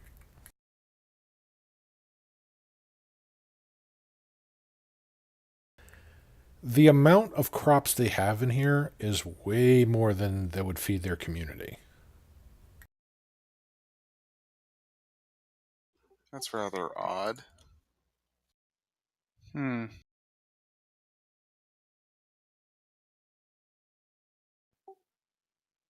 We'll have to talk with survivors about that.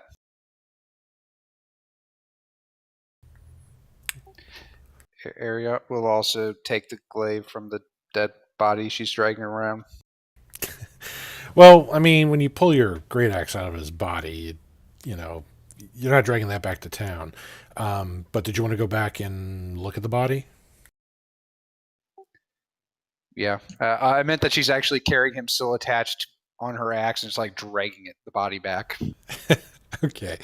So she's not like carrying it above her shoulder like a bindle, but just taking the handle of the axe and just dragging along the legs, just kind of splay open a bit as the body's just being dragged across the ground, leaving a trail of marks.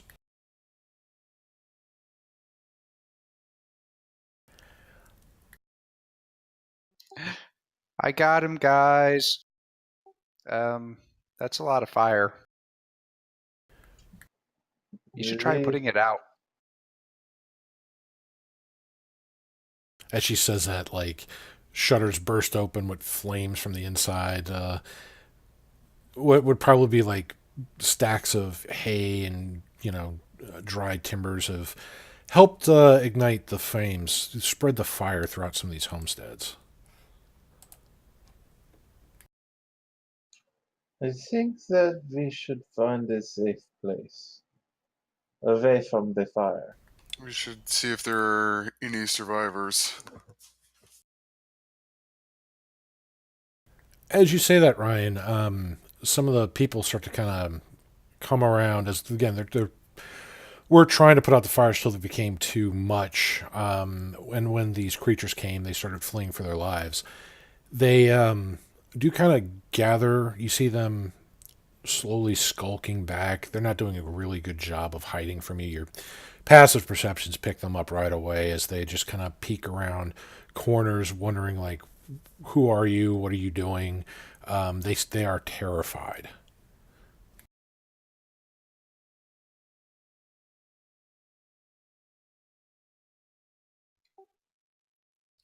Hi, I'm Ari.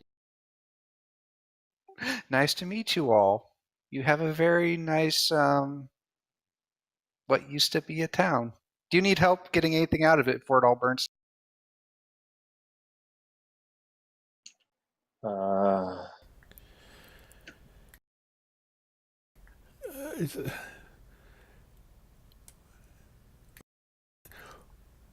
What? Why have you come here? Th- and they're like stuttering and they're just like, again, terrified. Um, Somebody get the reeve. we were sent by the fearless landers. We seem to be late.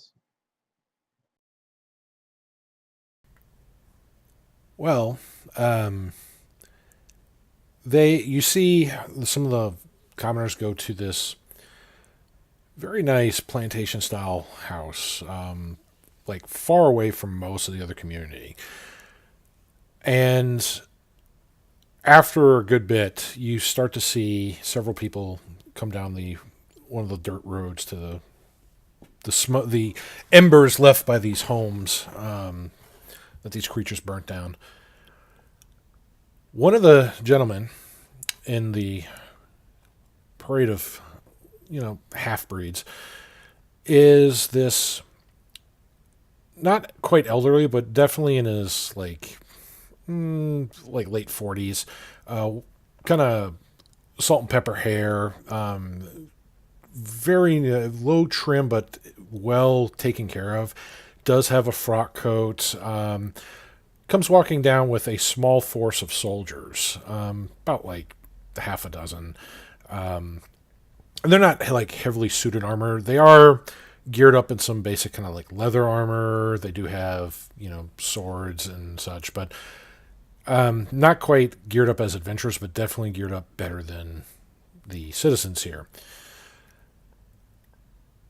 And he approaches.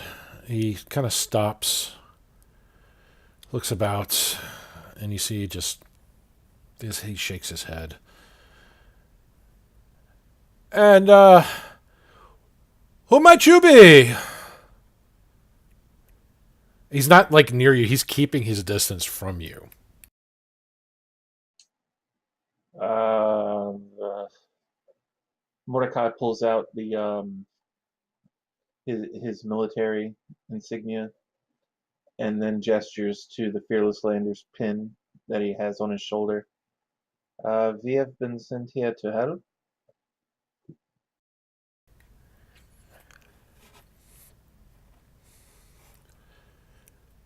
Ah, I see our message arrived safely.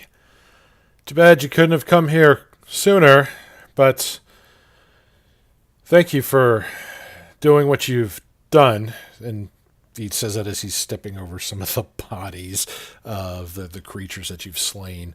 Again, still keeping in tight with his little force of soldiers. I am Osbert Seabright. I am the Reeve of Ebon Meadows. We've been having some problems, though hopefully you were told about some of the horrors that we have found. What we have seen has explained what we were told.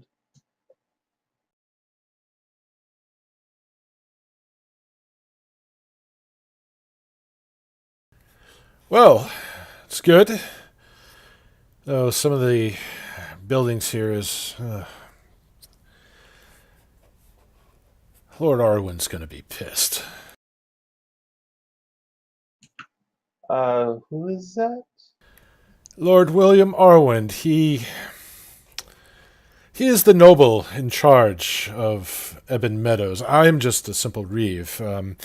Guess you could call me a agent in residence. I when there's disputes, squabbles, that's what I do. I just collect taxes for Lord Arwen. He's the one that actually is supposed to be taking care of this place. But Do I know anything about this Lord Arwen? make a history check.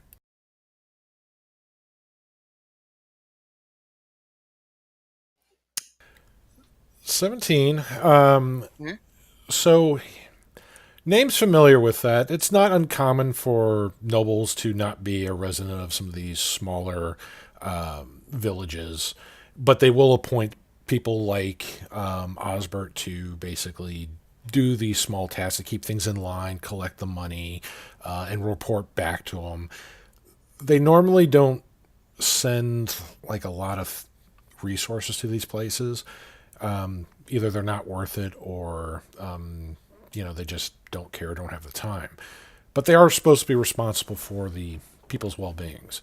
This lord in particular, you haven't heard anything dirty about him.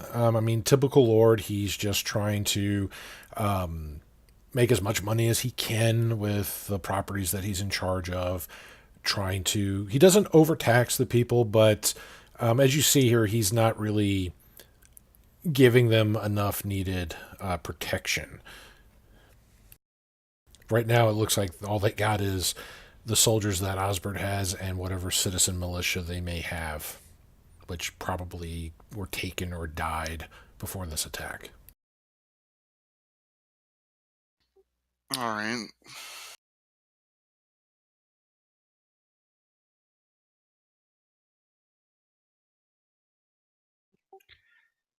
This place seems to be doing pretty good, despite the fact it's you've been having all these attacks. You got so much crops and so much food. I'm impressed. Shame it's all gonna be destroyed. We should try saving as much of it as we can. What do you mean? Could be destroyed. It is destroyed. This year's harvest is ruined.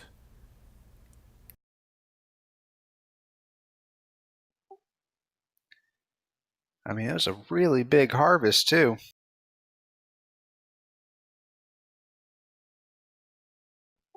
Aries just looking really inquisitive.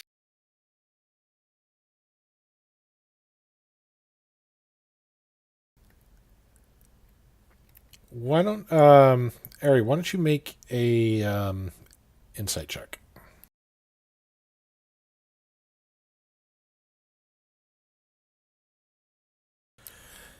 So yeah, you're just stressing the question out. It's suspicious, but you don't pick up anything on the extras with that. Uh, well, I mean,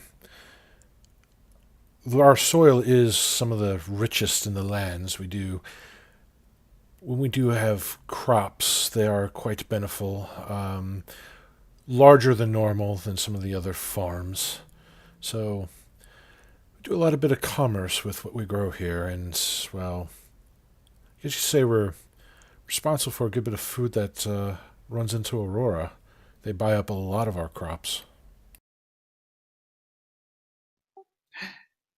And your entire protection for this is 1, 2, 3. Hey, it is a tiny farm town. Yeah, but if they're making that much food, I mean, I know when we're protecting our merchant caravans, you generally send enough guards to make sure that someone's not going to go, oh, that's a lot of food, and walk off. You would think that the Lord would take better precautions protecting his investment. I agree. I have made that request many of times, and, well, as you see, and he just kind of gestures around him, this is all that we have, other than, well, the little bit of training some of the citizens have who have gone missing over the past week and a half.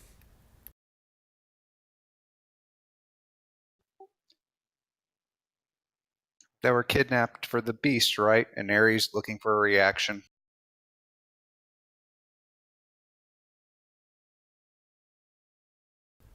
Some of the townspeople kind of like just go, and like he's just like,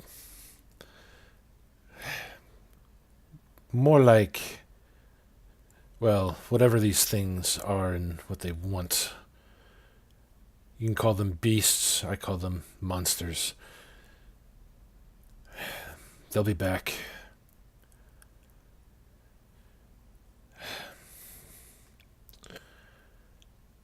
What do you plan on doing about this? There's the nose went that way, so that is where we will be going.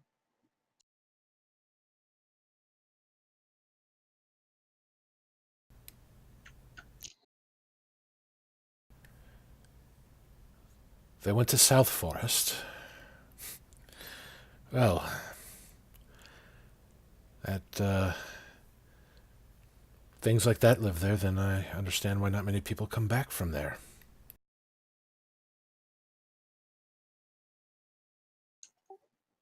Do Wait, you know any?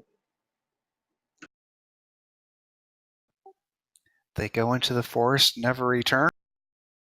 We've had some hunters and other travelers try to wander about, try to lay stake to land nearby. And those that have tried to make their fortunes and claims through South Forest, well, they go in, but they never come back. Just like in the book. This looks like a job for me. He just kind of tilts his head to the side, like, what? What are you talking about, Buck? You might not want to ask. I'm interested too. What have you been reading? I'm filling in for Titi, so Ari holds up her little holy symbol on the. I've been studying up on Neptania, so I can be a proper holy person, Majigger. I'm proud of you, Eddie. I'm still learning, though. But it sounds like if nature's hurting people, I should go check it out and restore the balance, I think. Well, As long as you can take care of this problem. But if you go in that forest, well, do you have any next of kin I should notify when you don't return? Oh yeah, I got a bunch. Here, let me get the list out. And some of the other townsfolk are just kind of walking up to you. They're just seeing all the little armaments that you have. How much better protected you are. How you just killing all these things. You are visibly hurt, most of you. And a lot of the kids are just kind of like, wide-eyed, especially when they see the Goliath, just like, oh my god, there's this giant gray man. Godzilla! Yeah, probably. Well, rest up. Take take the time you need to recover yourselves. Looks like our trading post and, well, our traveler stop is still intact, so you can find a hot meal and a bed to sleep in there. You might find some supplies at the trading post. Hell, me tally up what's been going on here and send a report to my lord. And he just kind of snaps his fingers, and as the soldiers follow him, as he kind of assesses all the damage and see all the weeping people, the family members that have just lost like their entire homes, the crops that are still burning. The burning corpses. Yeah, they've already kind of pulled some of those out and, just kind of taking them out of the street and trying to respectfully cover them up, and they're going to have to do kind of a ceremonial mass for burial. So that leaves the question is, what do y'all do? Well, so while Aries distracted trying to get together that list of siblings, the little fox is gonna walk over to her and it's gonna attempt to swipe one of those religious texts that it has, or that she has. Oh dear. Oh dear. Oh God, All it's right. starting. Make a sleight of hand check using the. Do I make it? Or I don't have the fox or the cat token, I think. Fair enough. Yeah, that's. I gotta do something to get that for you. Let me get the NPC to load here. What's probably gonna happen is I'm gonna have to make a modified one of that with the base stats, and have that just shared with you every session, because I think that's how we had to do it with Gorda, the war elephant. So don't ask. Previous campaign. No. So you should have a little sheet just with the cat. Do you see it? I do. All right. So there you should be able to roll the stats. It is a little different from the character sheet. So this is what I'm stuck using for like everything. So would it be Dex, I think? Yes. Since it's not trained in it, you're just going to make the check, which is going to be the little C button. Oh no. Damn it. So, as Aries not as distracted as you thought, Ari, there's this white fox that is trying to reach in to your little satchel that has your sacred holy texts. Oh, it fucked up. That fox is on the bag, it's got its paws digging into the bottom of it. It's just trying very, vehemently to pull it out. Here he's gonna grab it and just kind of pull it up and go, "No, we've been over this. It's gonna lick her face. No, we've been over this. I can't do that. I have to be chaste. I know the book says not to, but I have to." It's gonna wag its tail, and then it's going to just vanish into a pocket dimension. Love this spell, by the way. And then it's going to appear on her head.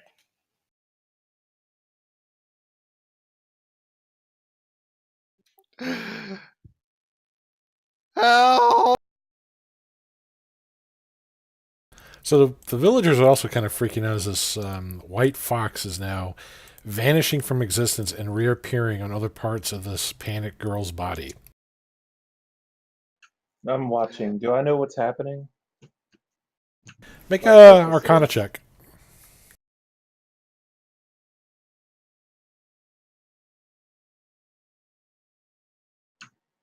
14. You suspect that it may be a familiar. Ryan with the 19, you know that that's a familiar. I've angered Neptania. Aetherius, I think you're scaring the people. I've angered her. That Well, too. see, here's the thing. And I don't Airy. really control him. Hey, I it don't is really control her. harmless. It's going to lick her face again, and then it's going to try and bap her with its tail as it goes for the books again. Aries gonna hand over her book and just say, "I'm sorry. I love nature." Is there a particular book that you give it, or just one at random?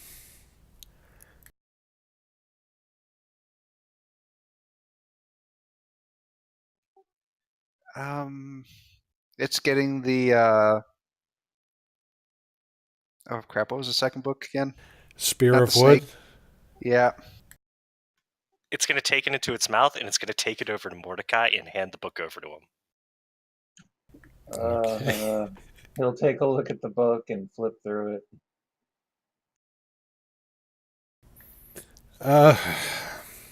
So as you're flipping through it, it is some cheap smut that's in there. It is like, it's not even the supermarket like housewife porn books, with the Fabio on the cover. No, this is more like bad fan fiction you'd see on the internet, but just dirtier, like 50 Shades Grey kind of dirty. What in the world is this? The fox holy yells. text. The holy text. For what? Getting along with nature. And Hey, this is porn. you are thankful there are no pictures in there, Mordecai. You don't know me.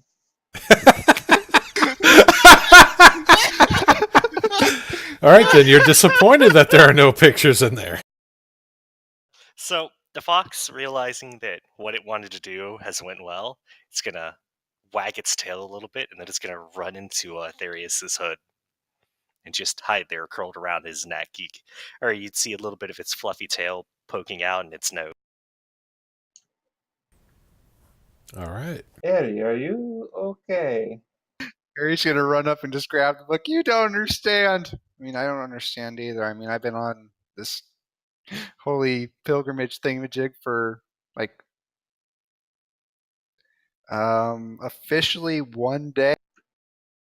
He'll let Aries snag the book from him, but he'll say, Eri, I am an Azimar. I know things about the gods. I can help you get proper training or a better idea of what this is supposed to be. Would that be okay with you? I know lots about the god. I think that's probably the best I could hope for. It is fair. Now, if you've got other books like the supplemental text, I feel like things are missing. Eddie, My- this is porn. These are not holy texts. My big brother used to talk about being a paladin, and I don't remember any of this. So these prawns. You're It- going to it hear is- just a soft chuckle from Aetherius before he just coughs and goes back to petting his fox. Actually, the It- prawns are mentioned in here in this chapter, and Ari holds out the fish. Well, this is what? This is sex stories. When we get back to town, you will come with me to the temple of the Platinum Sun. It is not Neptunia's temple, but the Platinum Sun has good relationships with many of the good gods. We can get you help there, and maybe some training. We can do it together. It will be fun. If one of the villagers just kind of interjects, says, if you're looking for temple to the platinum one, there's a shrine here in town. Does it have a small archive of texts? No, it's just the shrine where you can pray at for the platinum sun's blessing. I will go tend to the shrine. Thank you for telling me, but for this purpose, and he gestures to Ari, we will probably need a bigger temple. It does mention big temples are important. Please, Ari, trust me. I will take care of you. It will be okay. Ari looks very torn and confused, like she's cross-referencing these statements to what she's. And she turns bright red and just kind of runs off. I'm going to go take a break. Okay, I will be here if you need anything.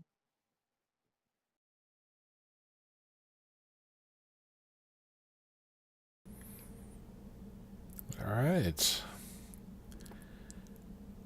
So, with those bits of shenanigans gone, you have a few options that you can do here in Ebon Meadows before you decide your next action. There do have their inn. You have villagers preparing the bodies. They do have their own little trading post as well as the small shrine to the platinum dragon. Well, I assume since we're hurt, we're gonna like stay the night and then go finding danger. Does that sound good to everyone? Yep. Yeah. All right.